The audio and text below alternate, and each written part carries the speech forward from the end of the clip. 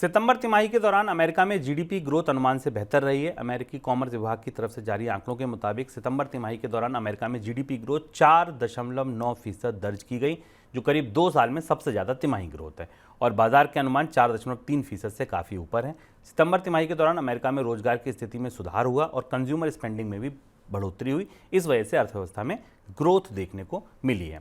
Sir, federal reserve जब ब्याज दरें बढ़ा रहा था तो यही था कि ठीक है, महंगाई काबू करनी है, ग्रोथ से समझौता करना पड़े तो कोई बात नहीं।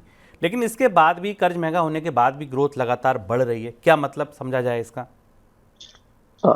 वैसे शुभम, किसी भी देश की आर्थिक विकास दर के आंकड़े और उनमें बाजार के अनुमान से बेहतर नतीजे आना अच्छी खबर होती है। और अगर आप अमेरिकी अर्थव्यवस्था का एक चेहरा देखें तो बेहद चमकता हुआ दिख रहा है।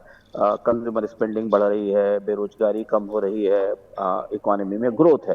पर चूंकि अमेरिकी अर्थव्यवस्था में भयानक महंगाई और भारी महंगाई है और रिजर्व बैंक की वहां के फेडरल रिजर्व की पूरी कोशिश ये थी कि अमेरिकी अर्थव्यवस्था में मंदी लाई जाए, आर्थिक विकास दर में कमी की जाए ताकि डिमांड को तोड़ा जाए, कमजोर किया जाए। वो कोशिश असफल होती दिखाई दे रही है।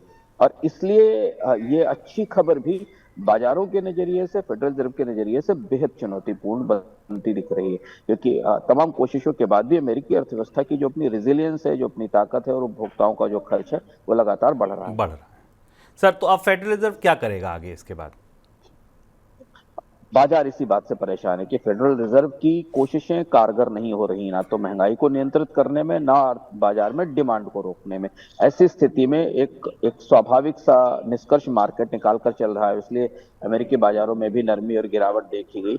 और वो निष्कर्ष ये है कि फेडरल रिजर्व ब्याज दरों को और लंबे समय तक ऊंचा रख सकता है। और अगर यह ग्रोथ महंगाई में ट्रांसलेट हो गई, जिस ग्रोथ का आंकड़ा हमने 4.9% का क्वार्टर में देखा, अगर इसके बाद आने वाले महंगाई के आंकड़े में बढ़ोतरी दिखाई दी, तो फिर फेडरल रिजर्व ब्याज दरों में बढ़ोतरी की प्रक्रिया को तेज भी कर सकता है, क्योंकि वहां पर 2% की ब्याज दरें रखने का फेडरल रिजर्व का लक्ष्य है। इसलिए ये अच्छी खबर बाजारों के लिए पूंजी महंगी होने की, ब्याज दरें ऊंची होने की खबर के तौर पर देखी जा रही है।